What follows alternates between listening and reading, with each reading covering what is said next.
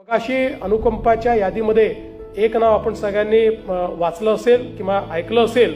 एक आमची छोटी बहीण अनुष्का प्रकाश मोरे, हिला आपण आज या ठिकाणी अनुकंपाच्या अंतर्गत नोकरी दिलेली आहे. श्रीमती अनुष्का प्रकाश मोरे, औषध निर्माता, आयुक्त वैद्यकीय शिक्षण व संशोधन संचालनालय, मुंबई.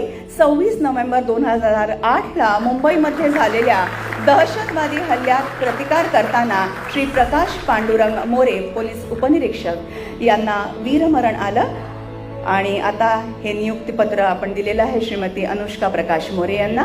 ही याकरता महत्वाची आहे की 26/11/2008ला जो काही मुंबईवर भ्याड हल्ला झाला होता, या हल्ल्यामध्ये शहीद झालेले आमचे उपनिरीक्षक प्रकाश पांडुरंग मोरे यांची ती कन्या आहे. आणि इतक्या वर्षानंतर आज तिला आपण न्याय देऊ शकतो, ही खरोखर मला असं वाटतं महत्वाची गोष्ट आहे. आणि याच्यामधल्या काही अडचणी देखील होत्या, कारण अनुष्का मोरे यांनी बी फॉर्म केलं होतं. बी फॉर्म केल्यामुळे त्यांचं शिक्षण पूर्ण झाल्यानंतर त्यांना औषध निर्माता गट ब या पदी नियुक्ती द्यायची होती. या पदी नियुक्ती द्यायची असेल तर हे पद MPSC कडे होतं.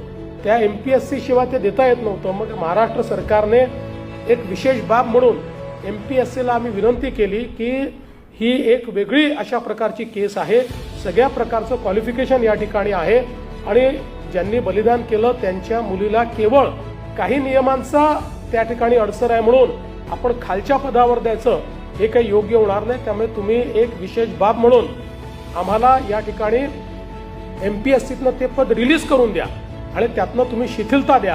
आणि मी MPSCचे आभार मानतो की MPSCनेही ते कन्सिडर केलं आणि त्यातनं त्यांनी शिथिलता दिली आणि आज आमच्या या छोट्या भगिनीला या ठिकाणी आम्ही ही नियुक्ती देऊ शकलो.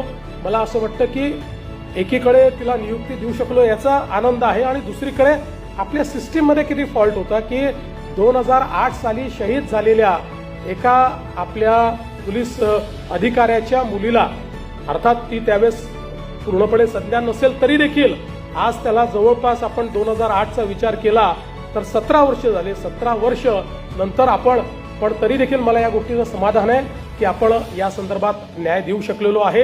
आणि मला विश्वास आहे की निश्चितपणे त्यांच्याही आत्म्याला यातनं एक आनंद हा निश्चितपणे झाला असेल.